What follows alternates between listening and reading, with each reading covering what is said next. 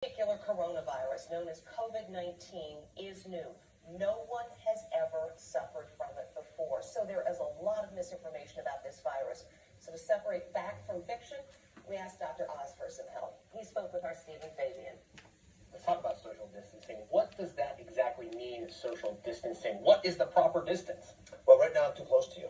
So we need to be about 6 feet away, which is we both put our arms out, it's roughly that space. Okay. That's the right amount of distance. The reason for that is droplets of particles will go from my mouth towards your face naturally. When we talk, we sometimes spit a little bit, or if I were to sneeze or cough. And so you can't get away fast enough because it's 90 miles an hour when it happens. By being further away, the droplets sort of aerosolize down towards the ground. Sporting events and other events that draw large crowds are being canceled. But what if you have a wedding planned? Should you go ahead? So I would never want to cancel a wedding, but you might want to keep it a little smaller. Maybe you're not jumping up and down on each other. It's to be festive. It's hard to do that. I know it's time of in our history, but it is important that you continue to make decisions not based in fear, but based in confidence we'll get through this. I gotta say, for most events, you really want to celebrate right now. Is it worth delaying a little bit? Maybe you have a civil ceremony for a marriage. You certainly would cancel other more elective events. I think by the time the summer comes around, it's going to be a whole different world. And it's nice to have summer weddings. Dr. Oz reiterated what we now all know, the importance of washing your hands. How much of an impact can that have at this point? Hand washing, I mean, how important can hand washing be? 50% reduction of virus transmission in some of the studies I've seen if you do it the right way. But that means a couple of things. First, 20 seconds is important, but it's what you do during the 20 seconds that also matters. So get your hands soapy water, and then you've got to actually get the fingertips clean. So in surgery, we actually are taught this. You rub your fingers together. We call this a Turkish twist because you're twisting when you do it.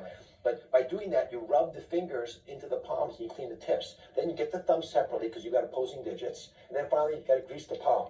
That little maneuver, which takes about 20 seconds, you got to do 5 seconds on each side, allows your fingertips to be clean. So if inadvertently you touch your eye, which we do all the time, subconsciously and unconsciously, it doesn't contaminate you. How long do you see this crisis lasting?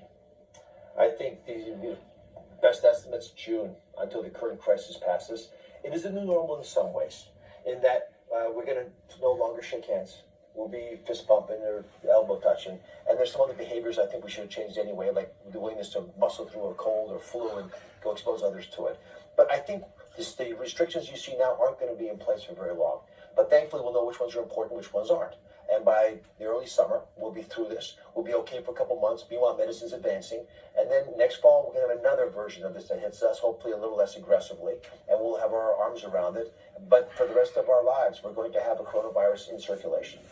I am hardly the only person working from home right now. Across the country, millions of Americans have been given the opportunity to work at home as businesses try to prevent community spread of this virus. Others have chosen to self-quarantine. So, if you are home, how do you make sure that you and your family stay safe?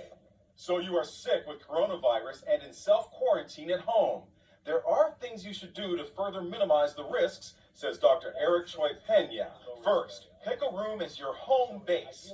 The patient is going to be spending quite a bit of time in there. It's going to be your spot, and only your spot, where you're going to stay, like a bedroom, and really no other members of the household are going to enter that bedroom.